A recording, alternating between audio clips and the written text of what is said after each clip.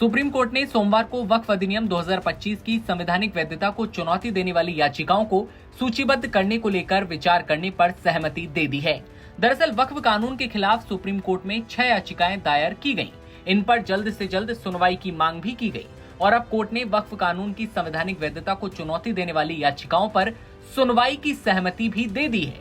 Chief justice Sanjeev Khanna की अध्यक्षता वाली बेंच ने जमीयत उलेमाए हिंद की ओर से सीनियर एडवोकेट कपिल सिब्बल की दलील पर गौर किया, जिसमें उन्होंने कहा कि याचिकाएं बेहद अहम हैं और इन्हें प्राथमिकता दी जानी चाहिए।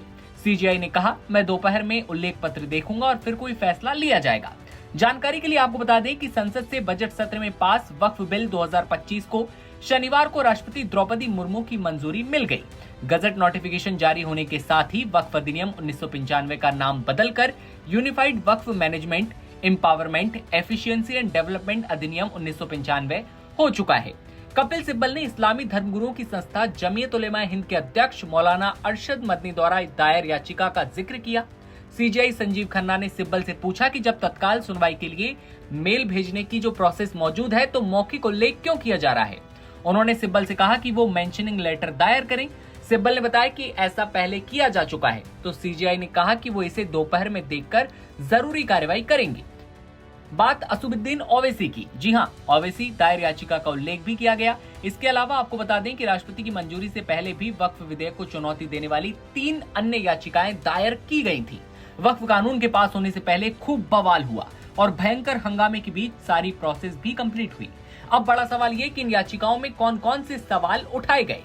सुप्रीम कोर्ट में दायर इन याचिकाओं में याचिकाकर्ताओं ने धार्मिक स्वतंत्रता के उल्लंघन का तर्क दिया गया और कहा गया कि ये धार्मिक मामलों में आजादी को प्रभावित करता है, जो संविधान के अनुच्छेद 26 के तहत अल्पसंख्यक समुदाय को दी गई है। खासकर वक्फ बोर्ड में गैर मुस्लिम सदस्यों को शामिल करने का प्रावधान और सरकार को वक्फ संपत्तियों पर ज्यादा कंट्रोल देने की व्यवस्था को मुस्लिम समुदाय के धार्मिक अधिकारों में हस्तक्षेप माना जा रहा है। एक दावा ये भी कि समानता के सिद्धांत का उल्लंघन करता है, क्योंकि ये केवल मुस्लिम समुदाय से संबंधित वक्फ संपत्तियों को लक्षित करता है, जबकि अन्य धर्मों के ट्रस्ट और धार्मिक संस्थानों के लिए समान प्रावधान लागू नहीं किए गए। इन याचिकाओं में सरकारी हस्तक्षेप की भी बात की गई है। बात की गई है संपत्तियों पर समुदाय के नियंत्रण को खतरे में डालने की। कुछ याचिकाओं में सवाल उठाया गया कि ये अल्पसंख्यक समुदाय की सांस्कृतिक और धार्मिक पहचान को कमजोर करता है। बता दें कि संसद के दोनों सदनों से बजट सत्र में पारित वक्फ विधेयक 2025 को शनिवार को राष्ट्रपति द्रौपदी मुर्मू की मंजूरी मिल चुकी है।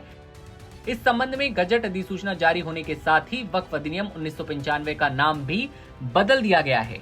वक्फ कानून को लेकर भारी बवाल लेकिन अब भी जारी है।